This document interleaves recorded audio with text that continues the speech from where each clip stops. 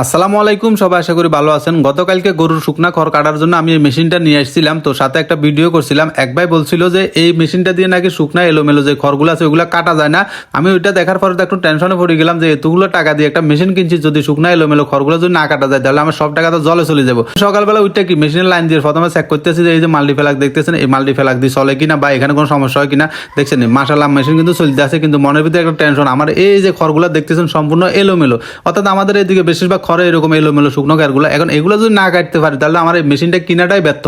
তো সেই জন্য আমি কি এই শুকনো খেরগুলো আনি কি টেস্ট করতে আছি আর মনে মনে চিন্তা করতেছি আল্লাহ সুন্দর মতো যেন কাটা যায়।